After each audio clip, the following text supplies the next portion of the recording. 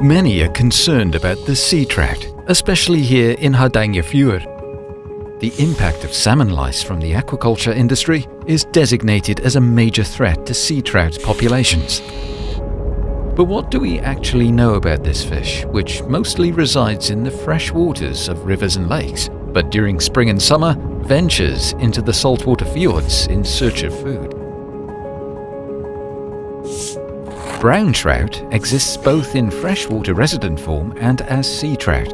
Why some brown trout choose to embark on this migration to saltwater while others don't, we still don't know enough about. But gradually it has become more known what those who embark on migration and become brown trout do, and where they go. In a documentary program on NRK in 2017, we heard that the river Granvin, which is located almost at the innermost part of the Hardangerfjord, has been declared almost devoid of salmon and sea trout, seen from a historical perspective.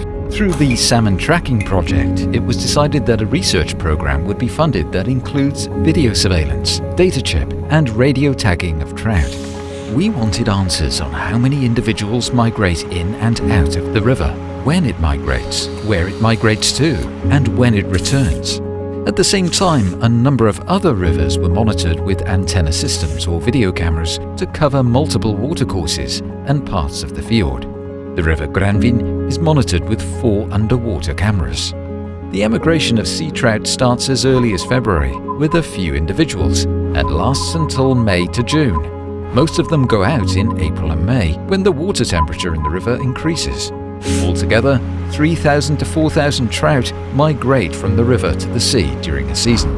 The amount of time the sea trout spends during the migration back to the river lasts twice as long as the emigration. It starts as early as the end of April and continues until mid-September. On the busiest days, between 300 and 400 sea trout can swim up the river, while the average is just over 20. In total, the river receives 3 to 4 tons of sea trout annually. The preliminary peak year in the monitoring period was 2019, when over 4,500 sea trout migrated up the Granvin watershed. The total biomass of the sea trout was estimated to be 6.7 tons. The sea trout is out in the field for 2 to 3 months at a time. Radio tagging and listening buoys out in the fjords show that most choose to stay within a maximum of 50 kilometers from the river they migrated from. Others choose to migrate over longer distances between several fjords and rivers. Through monitoring, we have observed that some sea trout take short trips to visit other rivers. It could be to delouse themselves if they start to feel the effects of salmon lice, while others choose to bring a partner for a one-night stand. Well, we're not certain about that, as we leave the sea trout undisturbed once they have passed the cameras at the river mouths.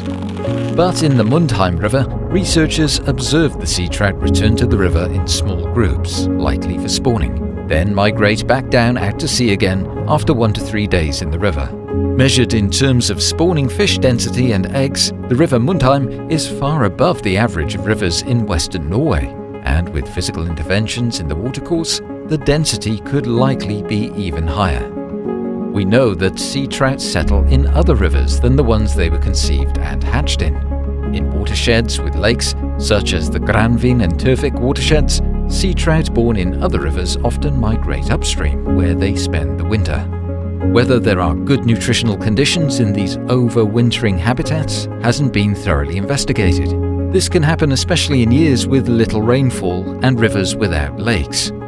We also know that sea trout thrive best in the rivers in the inner part of the Hardangerfjord, where the water is colder and more acidic than in the outer parts, where salmon dominates the rivers.